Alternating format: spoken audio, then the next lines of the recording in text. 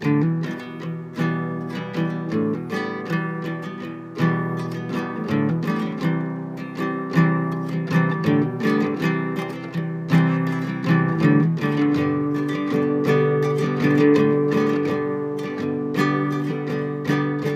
how are you? Well, I hope you had a nice Thanksgiving. I spent Thanksgiving morning playing volleyball. That's part of my family tradition. It's been going on now for 34 years, and this year we're up in Pompton Plains, New Jersey. This year we had 3 inches of snow on the ground, so it was a lot of fun. It was great seeing friends and family that I haven't seen in a while. And then the rest of the weekend I was down at my brother's house trying to help him wrap this project up so they can hopefully get the CO by Christmas. And basically what I was doing is some of the finesse things.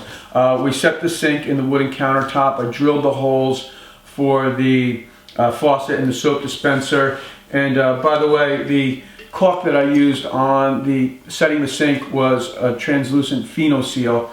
And I like using Pheno Seal. It's just easy to use. I've used it before and I've never had a problem with it. So I didn't mention that in the video. And also drilling the holes for the faucet and the soap dispenser. I bought brand new Forstner bits just for this project. I bought them on Wednesday. Took them out of the package and you'll see these things are just so dull. The bit is smoking. I've got all of my body weight on this bit, which is something you don't want to do because you just don't have as much control when you're putting all that pressure on a drill. But it was just a horrible product, and I'm going to probably make a video about this maybe in a week or two, because it was such a disappointment to buy something brand new and have it barely work. And I don't know if you've ever heard of Seth Godin.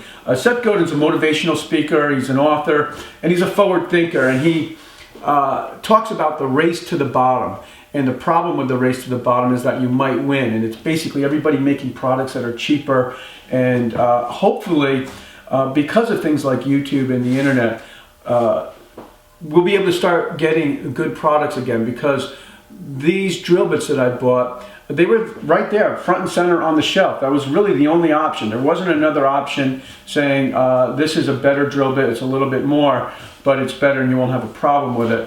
And hopefully because of basically not celebrities, but real people endorsing real products, there'll be better products for us as consumers to pick from. So that's just a kind of an afterthought. So basically, my brother shot some of the projects that I was working on with his iPhone. So it's not really the best video, but it will maybe help you if you have a project like this coming up, if you're going to be setting a sink. Another thing I did was make a threshold for the transition between the tile bathroom and the hardwood floors.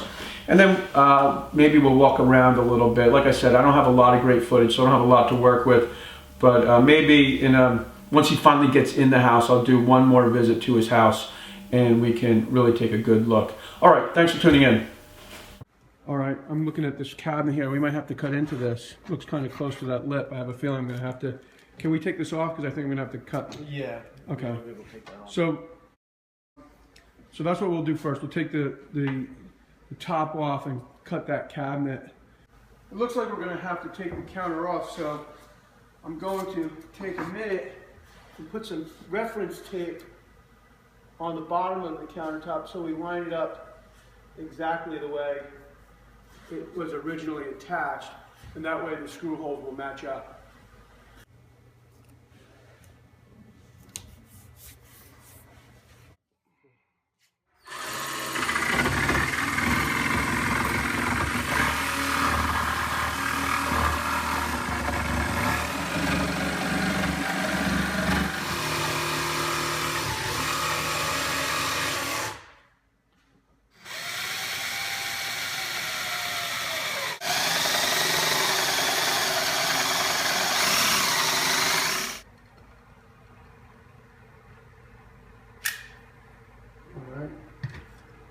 Okay, so then just hand me that and then hold it in position when I get underneath the sink. All set?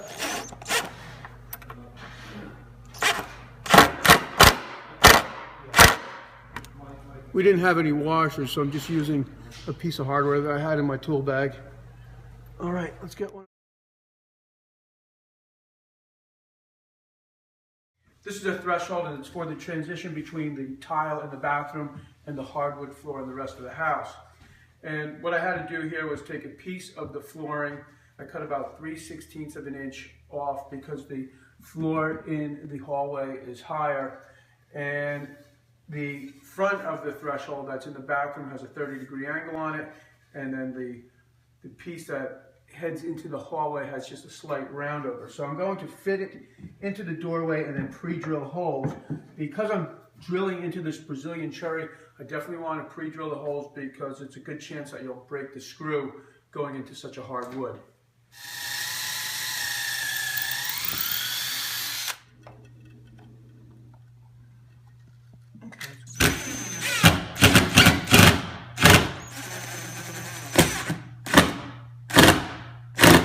I'm using a scrap piece of the flooring to make plugs out of the same species.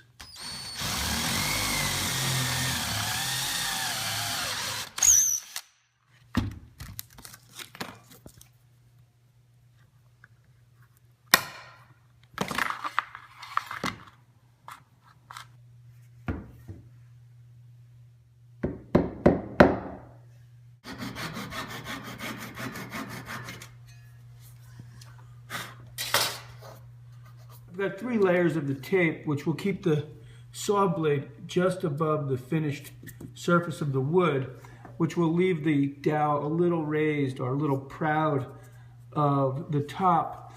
But I'd rather do that than scratch the pre-finish. And once I finish cutting through the dowel or the plug, then I'll put a little wipe-on poly, and the color will be closer to what the floor is.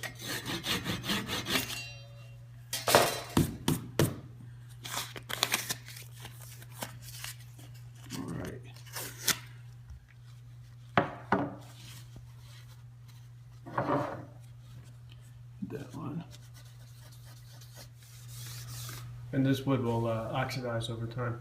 It should get darker. The cuts that I made should get dark like the rest of the wood floor, the rest of the threshold.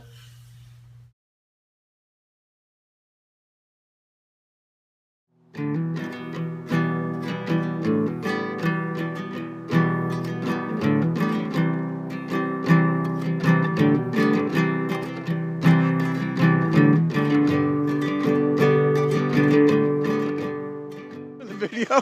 What just happened there? I got pissed because Howard was asking me too many questions. Let's get on the court and play.